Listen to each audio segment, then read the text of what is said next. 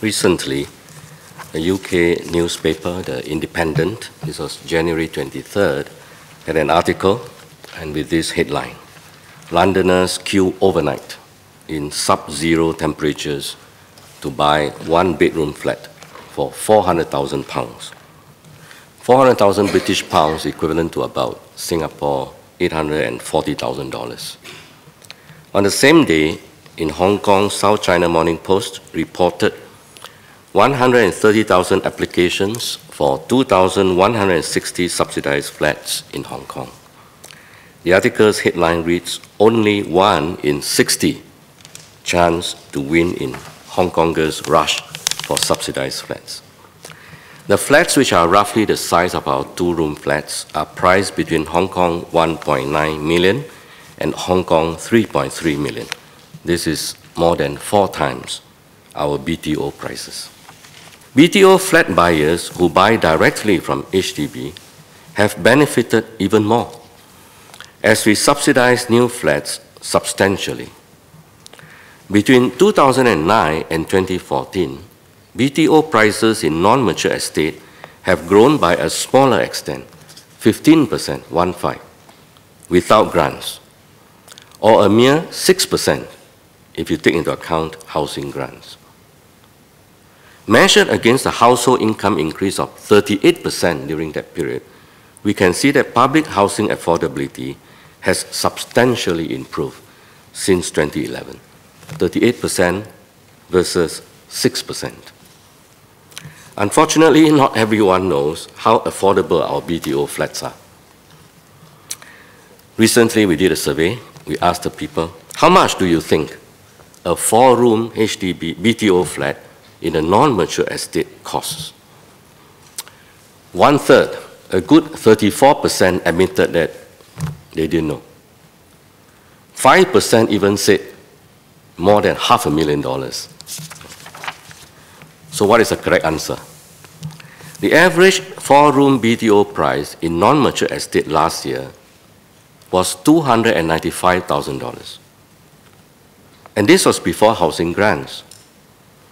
With housing grants, a young couple earning $4,000 per month could get one for $260,000 on average. It's about $250,000. The same survey also asked those intending to buy a flat, how much were they willing to pay?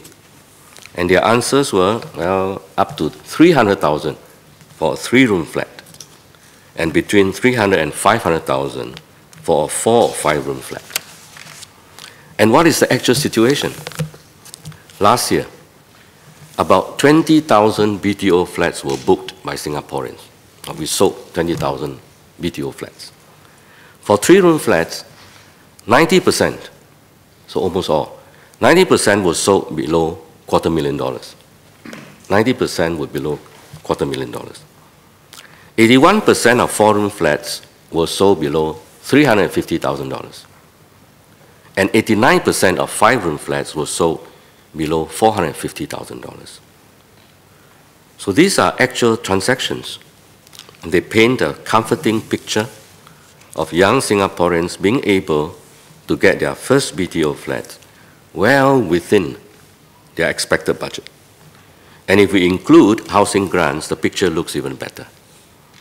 As far as housing is concerned, young Singaporeans are many times better off than their counterparts in London or in Hong Kong.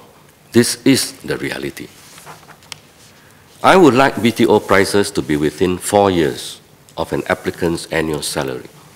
But this assumes that BTO applicants will be prudent in their choice of housing.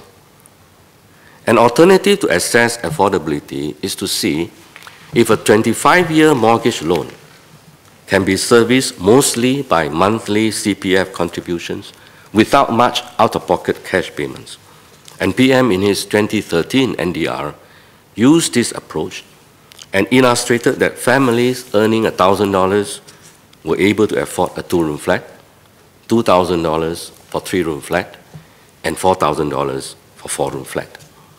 Of course, as income grows, then the income thresholds have to be adjusted accordingly. So in Singapore, home ownership is not a privilege of the rich only. The benefits of our home ownership policy have reached all income groups, including the lower income group. In January, in reply to a question in this House, I told this House that 744 families in the 1,000 to 1,200 income bracket had booked two-room or larger BTO flats launched between March 2012 and July 2014. 744 families, not a small number. The MP did not ask about those earning below $1,000.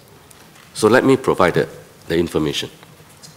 During the same period, another 1,491 families, almost 1,500 families, with household incomes below $1,000 had also booked a flat, two-room or larger.